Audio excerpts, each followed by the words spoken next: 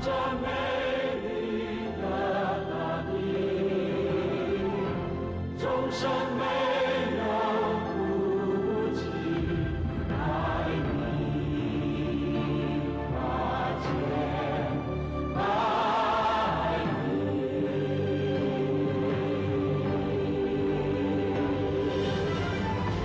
愿你与我心连心，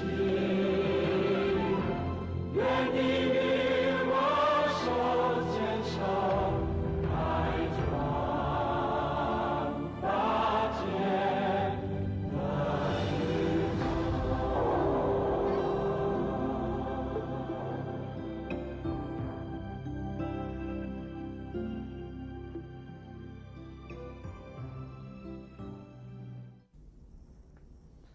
3个讲次，我们在介绍 Beginning to See 的意涵。我们继续来讲解慧眼初开中文书名的意思。谈到慧眼，首先呢就必须要谈到肉眼。肉眼在英文叫做 physical eye。physical eye， 这里的 physical eye 不只是指我们的 visual organ 能够看的器官而已，最重要的是指的 visual nervous system， 就是视觉的神经系统。视觉的神经系统中文叫做净色根。净色根，我们提到一切诸法都是众因缘和所生，尤其在唯识学 Vijñāpti Matrata 当中，更是认为我们在见闻嗅尝处觉知外境的过程中，最重要的因素是我们内心的作用。内心的作用称之为 Vijñāpti。Vijñāpti 是从 Vijñāna 名词的使役动词，也就是已经完成了了别分别的认知作用的状况。Matrata 意思呢，就是为决定的、殊胜的、不可缺少的。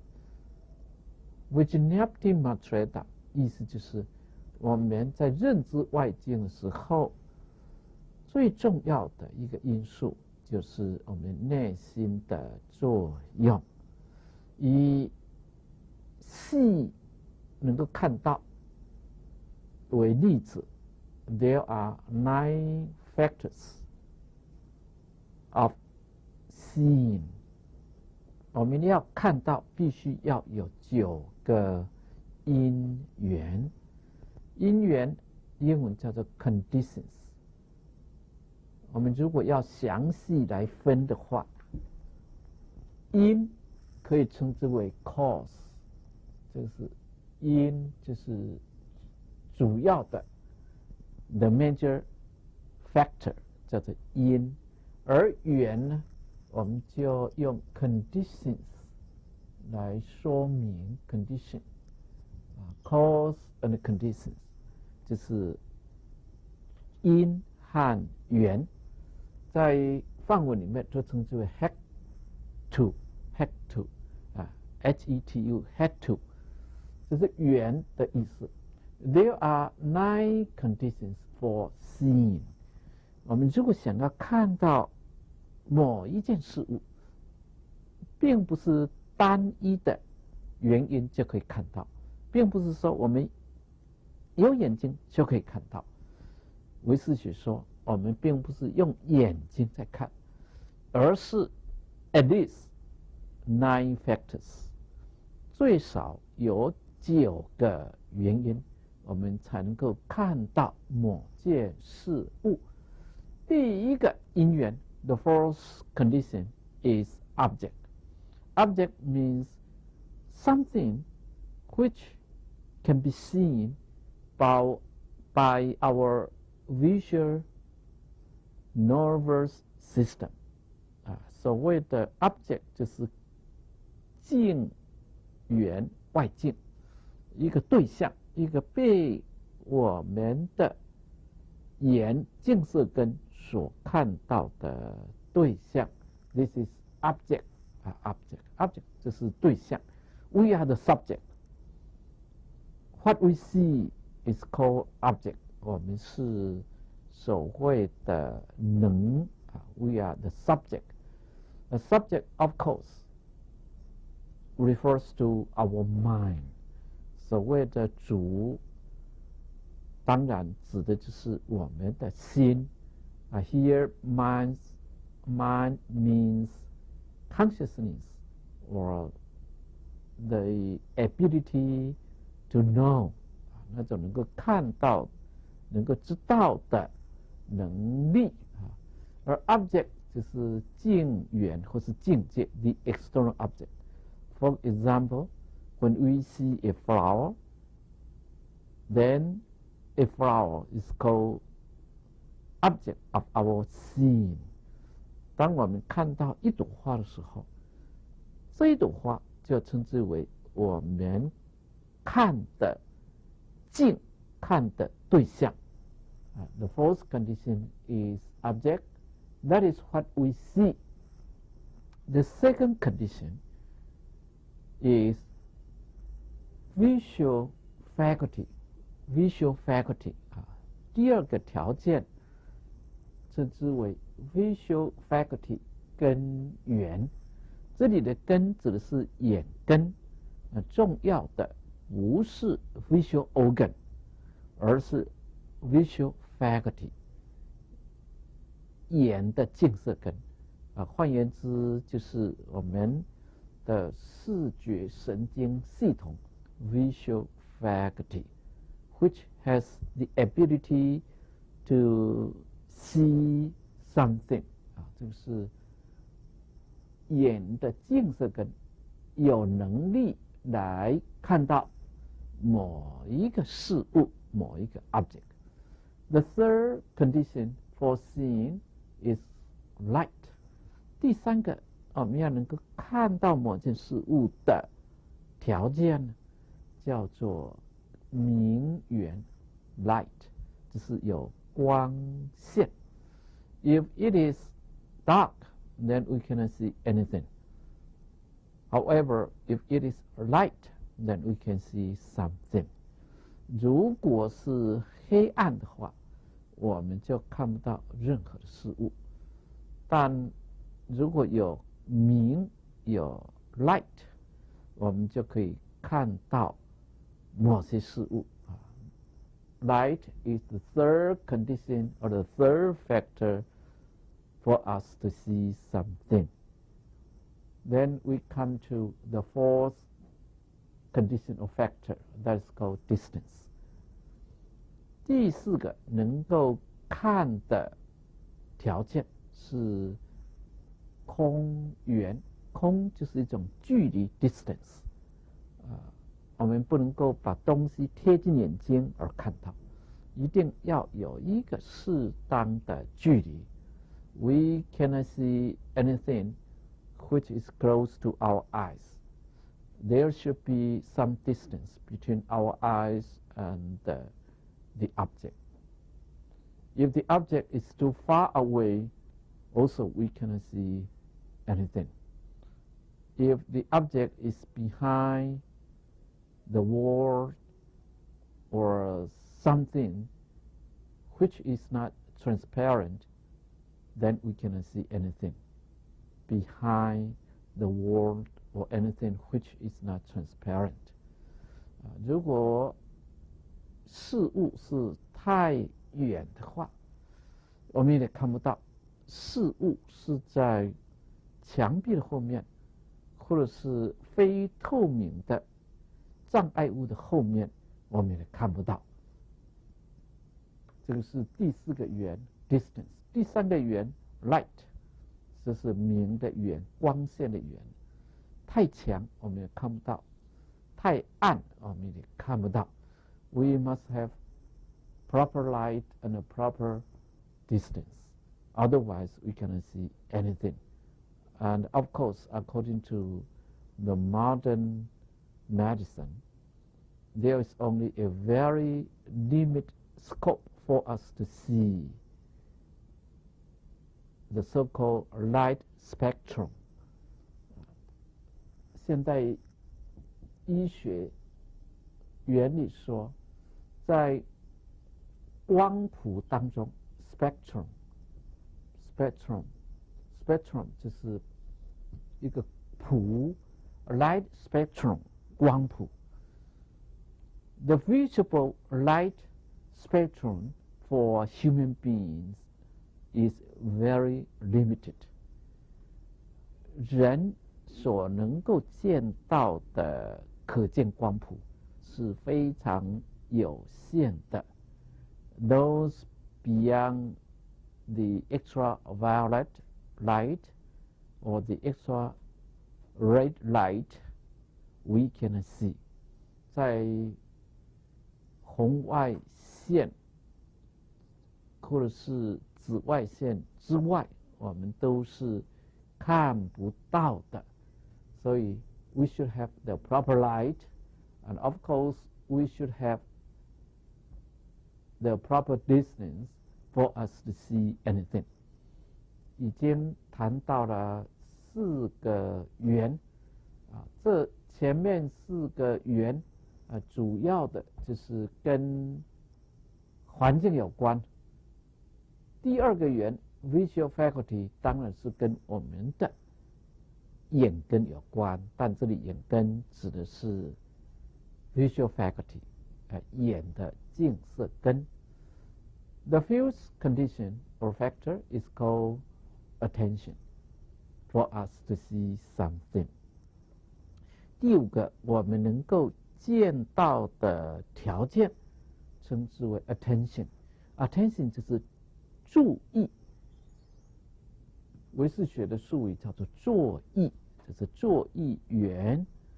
我们一定要注意的看某件事情，我们才能够见到。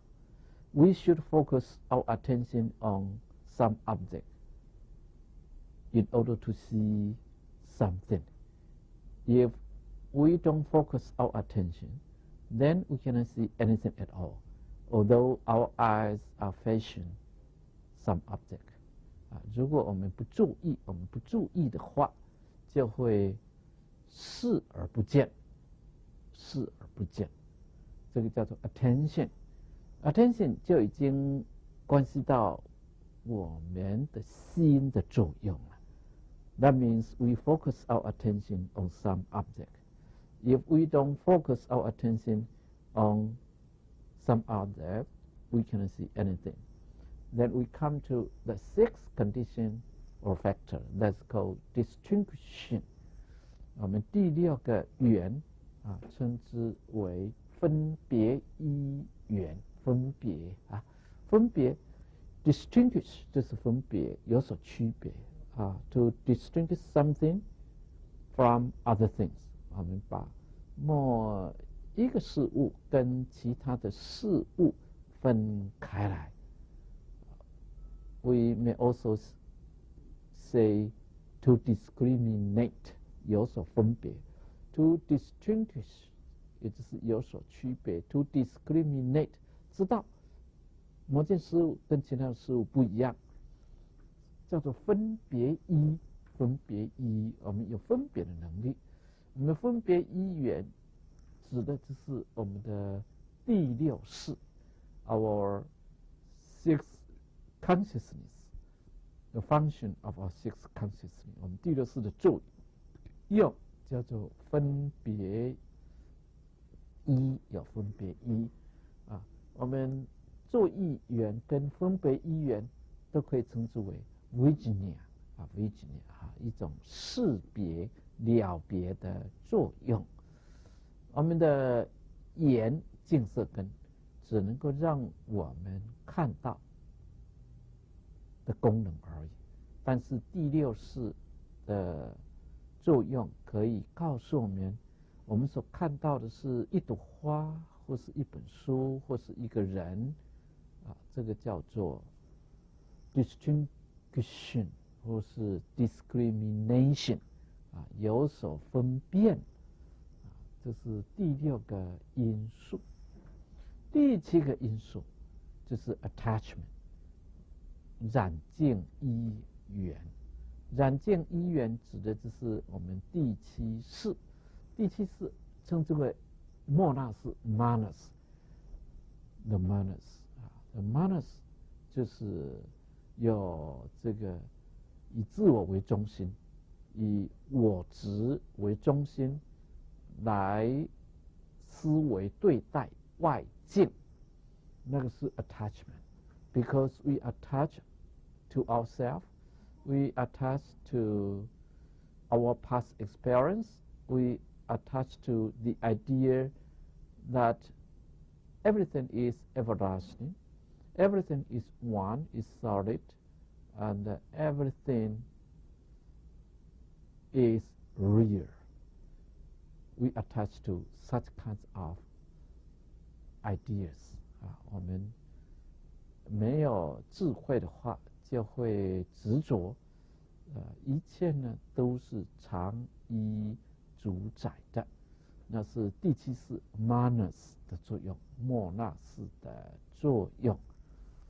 这是第7个缘 attachment。We attach to what we see as real, as solid, as everlasting, as one, as ours. Therefore, we develop the idea of like or dislike. 因为我们执着我们所看到的是常依主宰，以自我为中心，就产生了 like or dislike， 喜欢或者是不喜欢的分别心作用，这是第7识的作用 attachment。第8个条件叫做根本依缘。The 8th condition for us to see something is called the root。root 就是根本。What is root？ 根本指的就是我们的第8阿赖耶识。The condition of root refers to our alaya consciousness， 指的是我们第8识。我们的第8识呢，也可以称之为จิตตะ，这จิตตะ就是心的意思。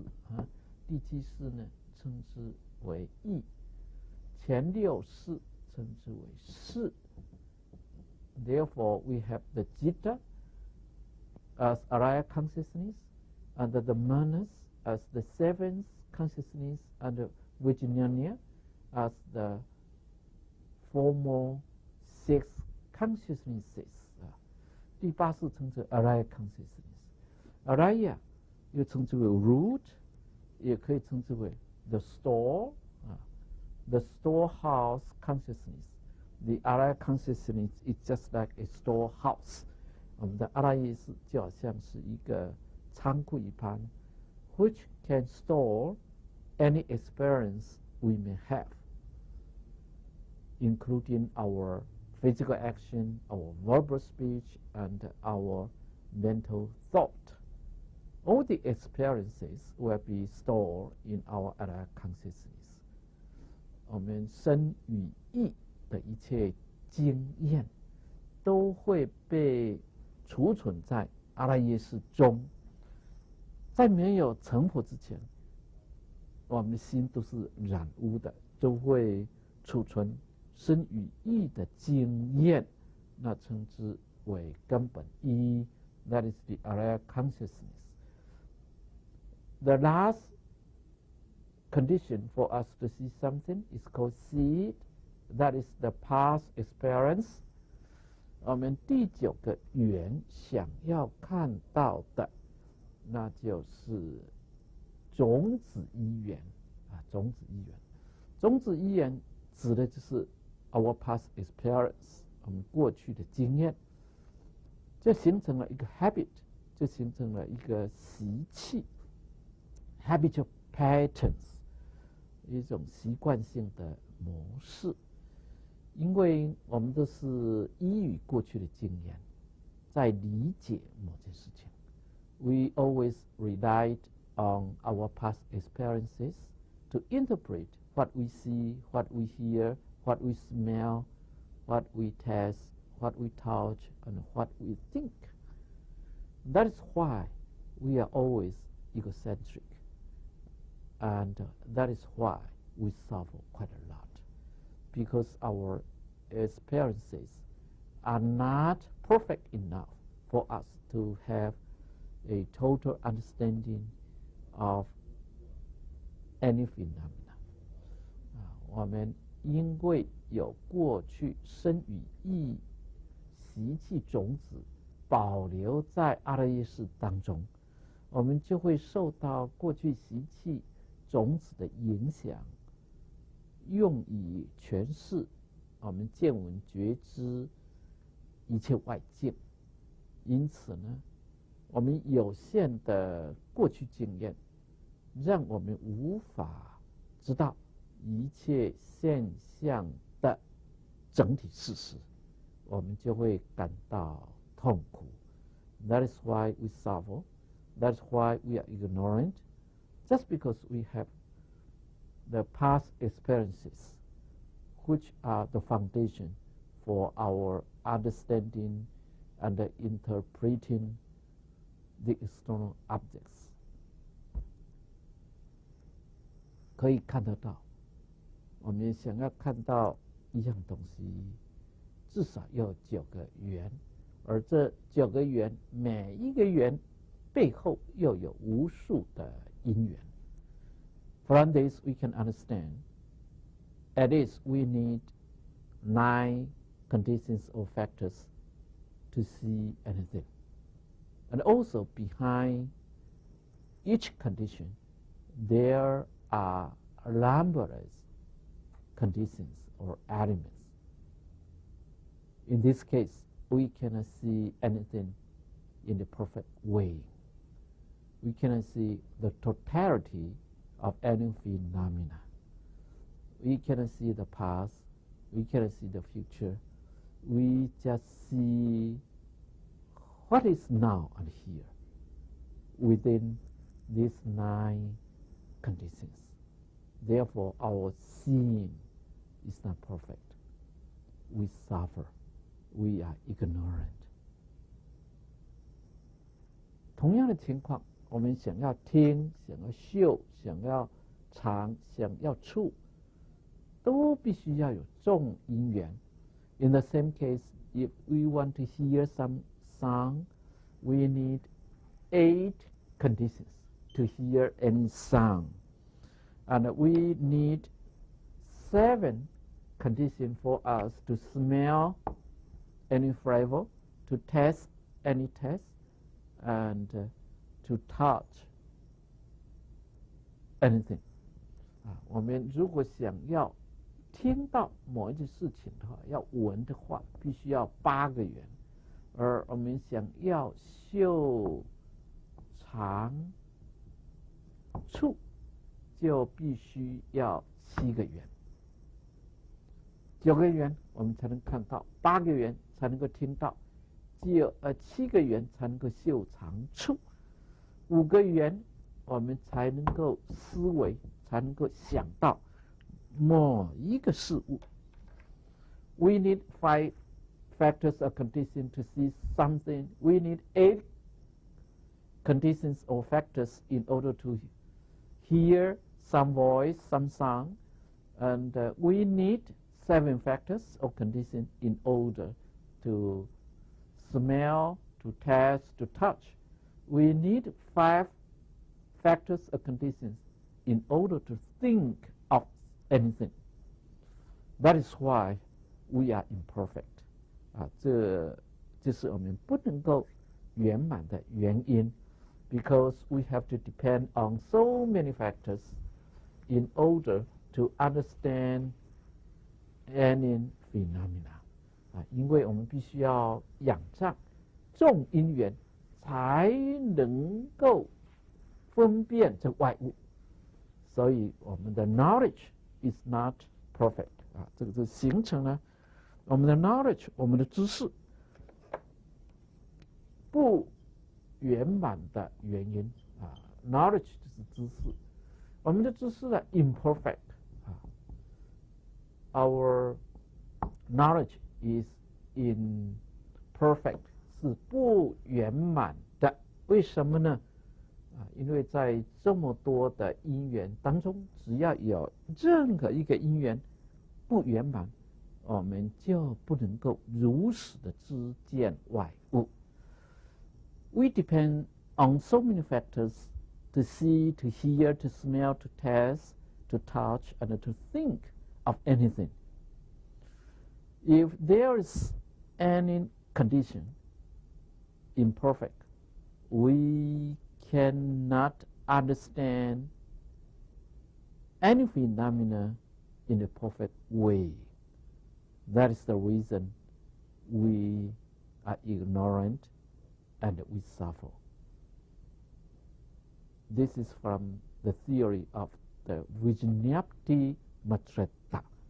这些是唯识学的一种定律，告诉我们说，一切万法都离不开我们心思的作用，而这些心思的作用是主要源自于第八阿赖耶识中所储藏的过去经验，这些经验就让我们扭曲了对于一切现象的知见This is the physical eyes to see anything 我们所谈的呢，就是肉眼肉眼它在看到任何一件事物的时候的那种情况肉眼。If we study the Buddha Dharma, then we understand the very simple action of seeing actually is very complicated. Seeing depends on 9 factors at least. Therefore, we try to improve our ability of seeing. We practice Shira, Samadhi, and Panya or Prajna. 当我们学习佛法以后，就知道我们之所以无明受苦，是因为我们必须要仰仗众多的因缘来了知外境，但是任何一个因缘都可能是 imperfect 不圆满的，因此呢，我们对外境的 understanding and interpretation， 我们对外境的了解和诠释就不可能是全面是真的，那就是无明的原因。知道了这种情况 ，we try to improve ourselves， 我们尝试的来改善自己。Therefore we practice， 我们就修了什么？戒定慧。We start to practice Sila, Samadhi, and Panya。我们开始修戒定慧了。If we start to practice Sila and Samadhi, then we can develop the higher faculty of seeing。我们如果能够守戒而后修定，就可以达到那个比肉眼还要高的能力，这称之为天眼肉眼呢叫做 physical eye， 天眼呢可以讲是 heavenly eye。Heavenly eye 就好像 heavenly beings 的眼睛一般就好像天人的眼睛。想要达到天眼呢，就必须要靠这个戒和定。我们如果想要让我们的肉眼能够看到任何一件事情，至少我们要有这个戒，也就是不会散乱，如此我们才能够看到某样事情。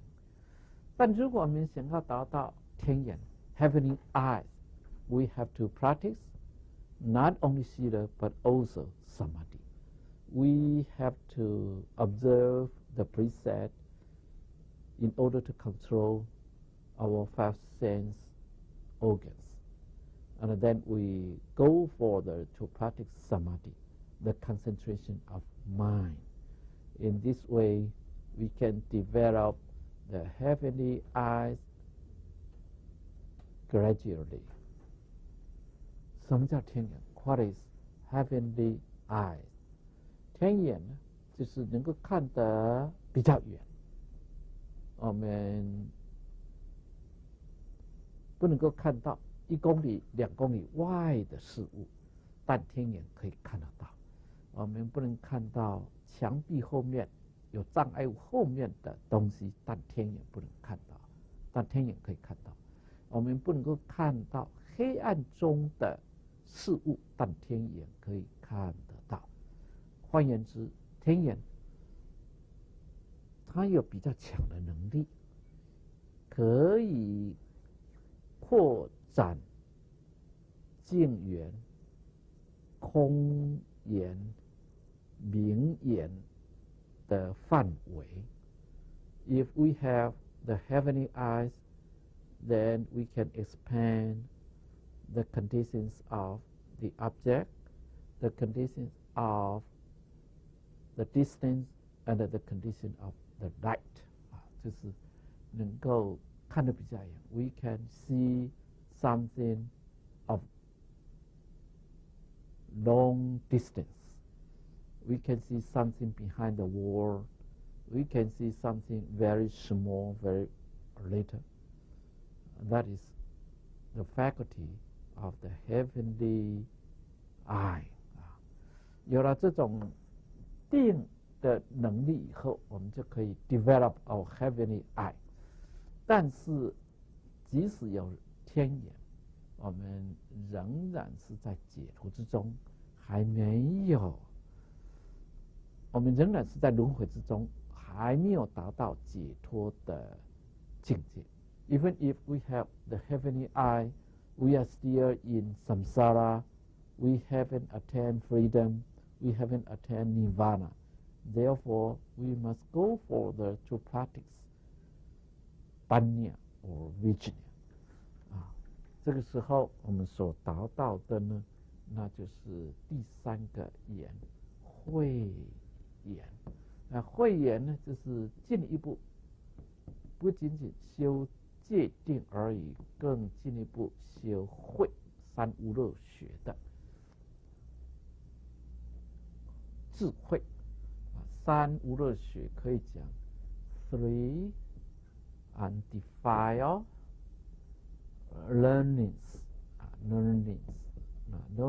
也可以，或是 trainings 也可以。因为在佛教里面的修行不只是 intellectual learning， 不只是这种知识上的理解而已，最终呢是一种 training， 一种训练。undefiled 就是无漏的 ，defile 是染污的、有漏的 ，undefiled 就是无漏。Three undefiled learnings or three undefiled trainings 3种没有染污的训练，指的就是戒定慧。If our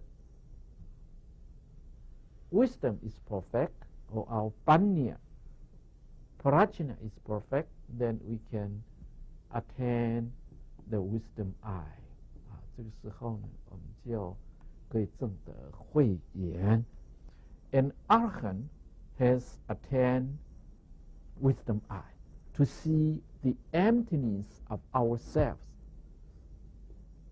阿罗汉已经得到了慧眼，能够知道我空。In the past, we are ignorant.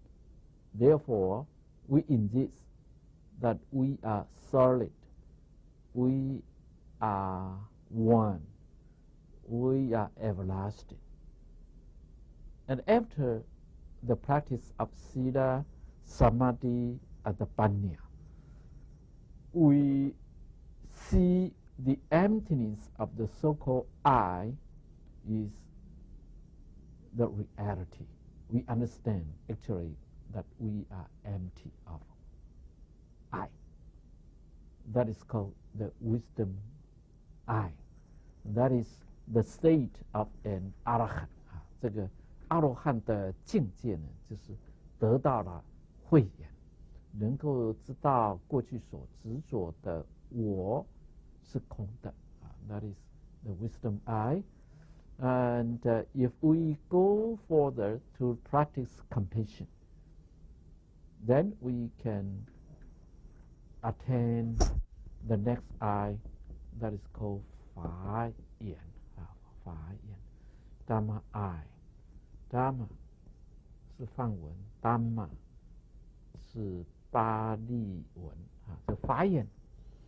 如果我们进一步去修持这个慈悲观，有慈悲心 if we develop our loving kindness and compassion, then we can attain the Dhamma I, to see that everything is illusory.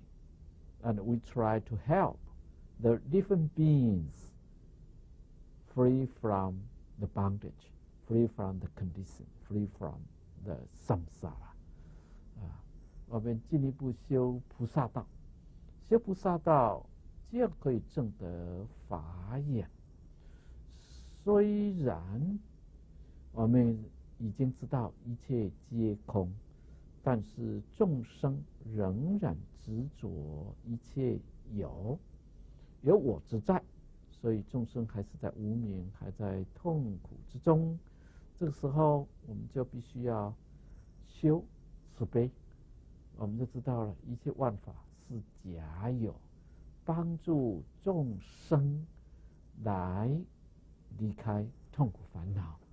这个时候呢，我们不仅仅是修戒定慧而已，更进一步修这个慈悲，这是慈悲。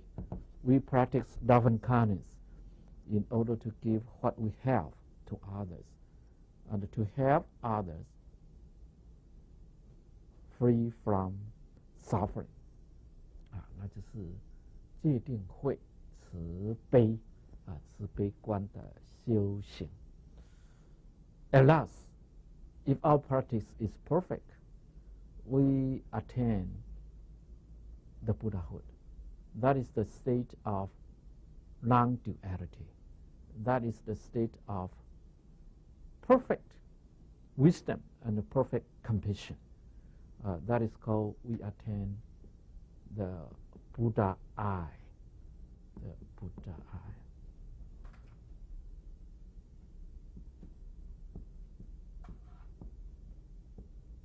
Buddha I. Buddha I is the understanding that everything is non-dualistic, and that we treat anything and anyone with non-dualistic love and compassion. There's no difference at all. There's no difference at all. 这个时候叫做不二的智慧和不二的慈悲自悲不二，自悲不二，就称之为慧悲智圆满的佛眼。在前面的这几个阶段，肉眼、天眼、慧眼、法眼都还是有二。In the former 4 stages, they are still dualistic. 仍然是有二的，但是在佛眼里面呢，就已经到达的不二。For example, in the case of physical eye, we see a flower different from a tree. We see what is right, what is wrong. 在肉眼的时候，我们用我们的肉眼来看什么是一朵花，什么是一棵树，什么是好，什么是不好，什么是我喜欢，什么是我不喜欢。这个纯粹是 physical function 那种生理上的作用。当然，这生理上的作用离不开我们过去的经验，也是离不开我们心识的作用。After that, if we develop the heavenly eye, we can see something very far. We can see something behind the wall, something which is very small or little. And that is the function of heavenly eye. But it is still dualistic, because we still see something existent and something not existent. 虽然我们证得了天眼，但天眼呢，仍然只是说我们能够看到很远的东西，仍然有一些是我们所看不到的，那个是天眼的作用。If we attain the wisdom eye, then we understand that the circle eye is emptiness. However, we distinguish emptiness from not emptiness. 虽然我们证得慧眼之后，了解过去所执着的我是空，但仍然有我空和法我不空的区别。If we go further to attain Dhamma eye, we practice the loving kindness and compassion to help the different beings to be free from suffering. We still are dualistic, because we understand that the different beings are suffering from their ignorance, and we try to help them free from suffering and ignorance. 在法眼的当中我们虽然说进一步修持慈悲，但我们仍然有所分别。我们要让众生离开烦恼痛苦，离开无明无知，以便能够达到究竟的快乐。We are still dualistic. However, if we attain the Buddha eye, 我们如果证得了佛眼 ，we are non-dualistic. 我们就证得了不二境界。The non-dualistic wisdom and the non-dualistic compassion. In this way, we are perfect in our wisdom and compassion. Therefore, we are totally free from anything. 那佛眼就是最境界的。From the above that we understand, physical eye falls into the category of our physical body. 我们就知道了，肉眼是属于我们生理肉体的范畴。But heavenly eye, wisdom eye, Dhamma eye, and Buddha eye belong to the category of our mind. 可是天眼、慧眼、法眼跟肉眼这个时候就是这四种眼呢，主要是一种新的发展肉眼呢只是身。If we practice it, then we try to refine our physical eye in order to see clearly. But if we start to practice the samadhi and the panya, then we can develop our wisdom. This is not the physical eye, but it is the mental eye. 如果我们开始修定、修会的时候，就已经不是用身的肉眼，而是在发展我们的 mental eye， 我们的心的眼。那心的眼就不是用肉眼在看，而是我们的心宁静了以后，我们的感知能力比较强。We practice in order to know what is happening in our body and in our mind. And that is the development of the heavenly eye, wisdom eye, Dharma eye, and Buddha eye. 这个时候都是属于心的修行。In short,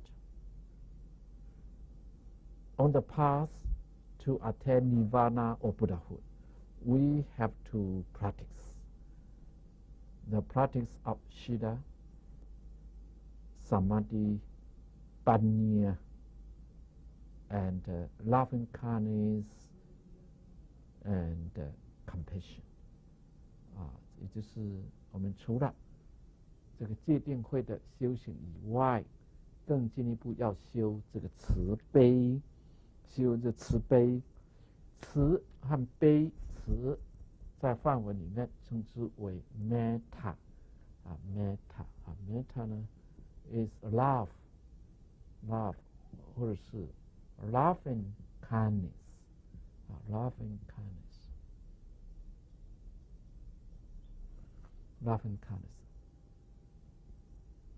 什么叫做悲？悲啊，在梵文或是巴利文称之为 karuna，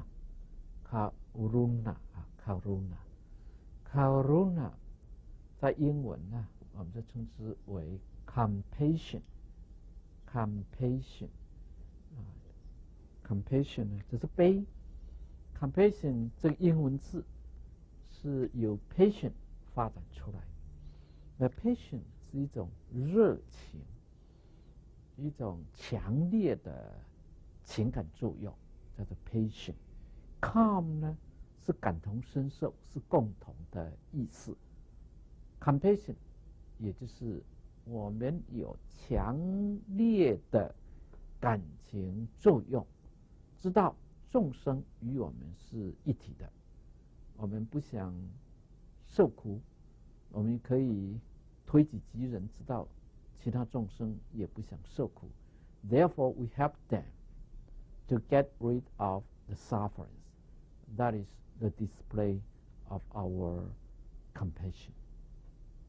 However, if you want to develop the compassion, we have to practice love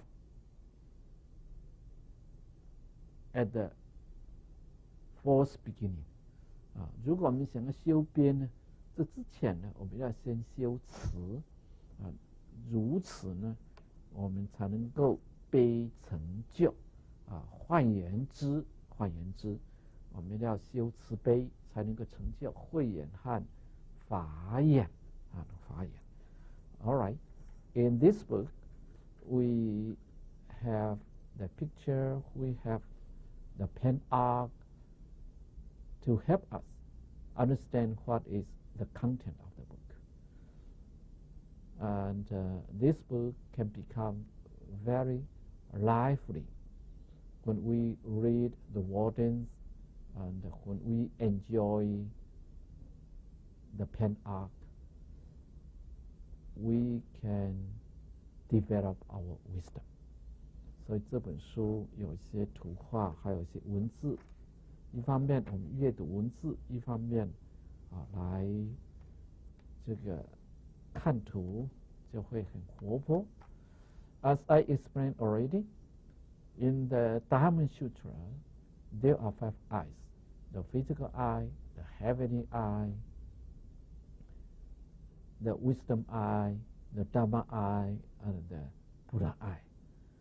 Because the title of the book, Beginning to See, I translate as 慧眼初开. Then we understand that in this book, we have the explanation of the practice of Shida, Samadhi, Panya, and metta and karuna 所以慧眼初开这本书里面呢，就包括了戒、定、慧、慈悲的修行。And in the practice of Buddhism, we always use meditation to define our practice. 在佛教里面呢，我们都用这个 meditation 这个字来称呼我们的修行meditation。meditation 就不只是禅修的意思而已meditation 可以广泛的指一切的修行。当然，它最原始指的是 how to calm down our mind. However, it developed into how we can look at, we can examine ourselves and the external world. We meditate in order to see clearly what is ourself and what is outside. That is the meaning of meditation. 这个 meditation 呢，在佛法里面呢，我们比较好的方法是翻译成观。meditation 原则上是包含止和观这两部分。Because if we want to have the insight, we must calm down our mind first. We must concentrate our mind at the beginning in order to see clearly the reality of ourselves and the external world. That is the meaning of meditation. In this book, we can see the discussion on the calming meditation. Calming meditation can be also called the concentration meditation. 这 calming 就是止，也可以称之为 concentration meditation. 那就是把心定下来的。And also the insight meditation. 观止和观的修行。当然还有 meditation on love and compassion 慈悲观。